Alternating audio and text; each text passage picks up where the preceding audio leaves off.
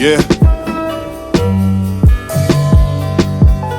Shit about to get real fast.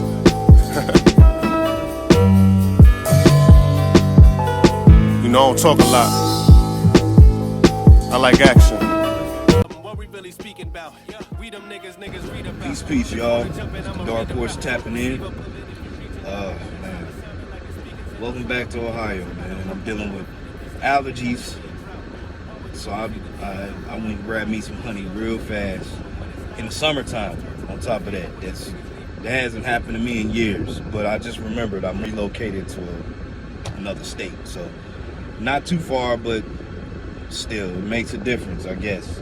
But I'm tapping in to talk to y'all for a moment about some of the things that's been going on social media and everything like that, right? In particularly Hulk Hogan passing away, right? So, you know, Hulk Hogan was everybody's childhood, if you was into wrestling and stuff, especially my age. It's different for people my age than, I guess, the younger generation because, we all know Hulk Hogan said some racist things pertaining to his daughter. What I gotta say is this, is that people are entitled to their opinion. If that's how he felt, that's how he felt. That's what he wanted to say. Yeah, it may not have been cool for him to have been dropping the N-bomb like that.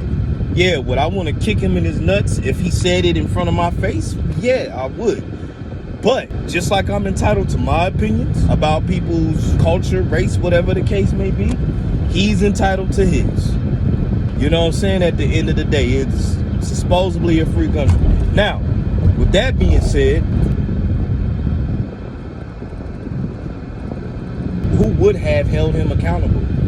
Anytime anything that is as blatantly, when things get out of hand is when they become violent and it becomes like a hate crime type deal, right? That's unacceptable by any means whatsoever. But my thing is with black people, what we got to understand is this, is that we're ranting and raving about someone's fucking opinion. We do this shit all the time. He said the N-word. They calling us this. They're doing this. They're being racist to us. This, that, and the third. All it is, I keep constantly hearing, it sounds like us being a victim. That's what it keeps sounding like.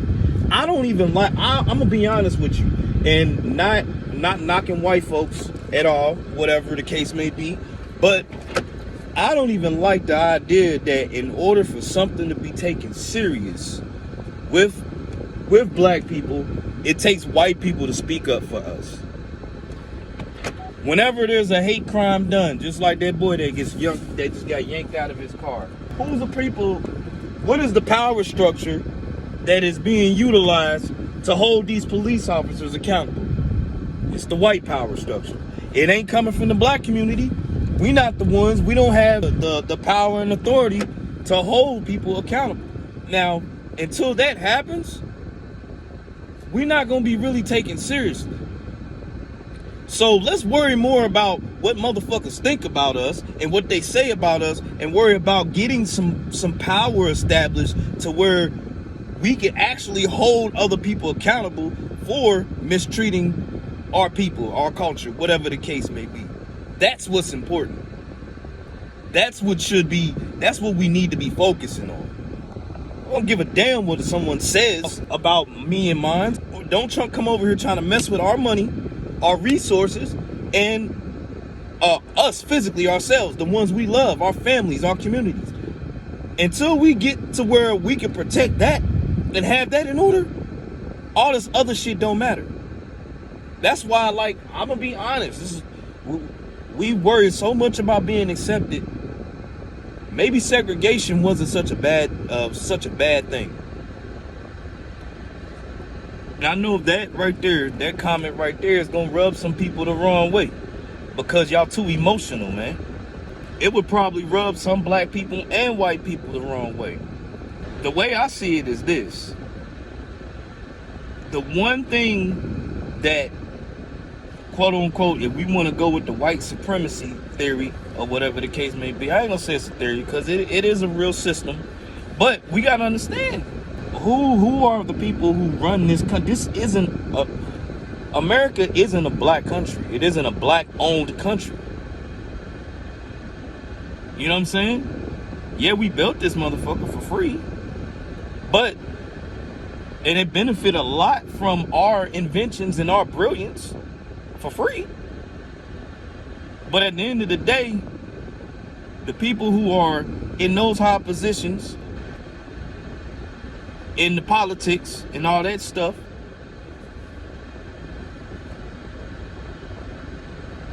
that's who they are, right? So what is it? What did it tell you we need to do then? I don't see what we could tell you to complain about all the time. Like, to be honest with you, like, what do you I mean, what do you expect them to favor us over their like, that's not even natural. That's not a natural law of the land. It's self-preservation. And if you do your research, you'll understand why they move like that. Period. That's not neither.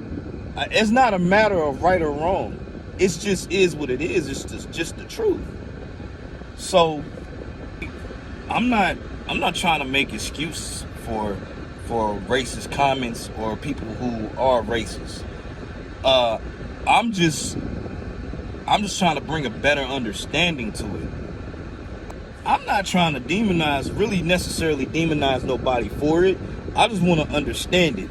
And over the years, when I was younger, yeah, of course I hated it. And I had my own issues with racism, of course. You know what I'm saying?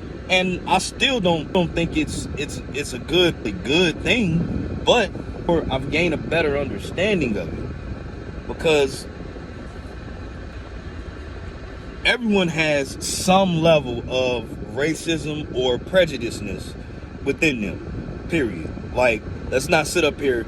I don't care. You could be the most inclusive, liberal, rainbow loving, all caring motherfucker there is. You got it. You somewhere in there's a limit for you. You get what I'm saying? Whether if it was a decision you made, maybe you was in customer service and you maybe prejudged somebody just a little bit. You know what I'm saying? It's happened to us all, man. So we can't sit up here and try to act like we all perfect and stuff like that. Man, at the end of the day, I'll put it to you like this. I know how to separate. Like I said, being too emotional is not necessarily a good thing. You got to be able to separate your feelings from other matters. Do I agree with what Hulk Hogan said when he was alive? No, absolutely not. And I would want to kick him in his nuts if he said it in my face. As big as he is, bro, I would haul off and kick him in his nuts. Because that's the best shot I got with that big motherfucker. But I'm not going to discredit the memories that I was given as a wrestling fan growing up, watching this man perform on TV. He was very good at his job. So, salute to Hulk Hogan and the Hulkamaniacs, all the black or white or whoever you are, Asian, Mexican. He has fans of all across the board. And to go back to what I said earlier about white folks having a lot of times coming up to stand with us and be in defense when, you know, racist crimes happens against us and stuff like that. It's appreciated, but it would mean much more if we were at the forefront of it. If you get what I'm saying, like if we had some sort of weight and power in this country or a country anywhere, which I'm gonna go to that here in a second, then it would mean more. You get what I'm saying? What I mean is we still live under a predominantly majority white power structure. For any consequences normally to be, disseminated legally the right way, it has to go through that system. It has to go through that system, which we may have positions, and some of us may have high positions in that, but at the end of the day, it's not It's not a system that's ours. You get what I'm saying? So what I mean is this. There's gonna always be a lack of mutual respect. Because at the end of the day, no matter what you say, no matter how barbaric you wanna say this is, and then we should be able to politically talk things out and da da da da da. At the end of the day, we're human beings and we're creatures on this planet. And those who got the most resources, the most power, and who are the strongest warriors at the end of the day. And if you're not working on, and I'm not saying that we don't have the potential to be that, but when you have a system put in place to benefit you, of course, those people are going to benefit from that. And what you got to understand is that at the end of the day, that's what matters, is power. Power. If you don't have a respectable amount of power where your I ain't gonna say even adversary, because we all human beings at the end of the day. But whether if it's a difference in culture, race, territory, whatever the case may be, you ain't gonna be respected if you weak. If you unorganized and you ununified and you don't have your shit together, because they know that they can assert their dominance over you. So it's not even necessarily too much about race. Do you have strength and power and unity for you to be respected as a people? It don't matter what somebody calls your people or says about your people if they can't come and whoop your ass and take your resources, right? You wouldn't care, right? So maybe that's a unconscious thing or a subconscious thing that we dealing with. We get so riled up about what people saying and stuff like that. Which brings me to this.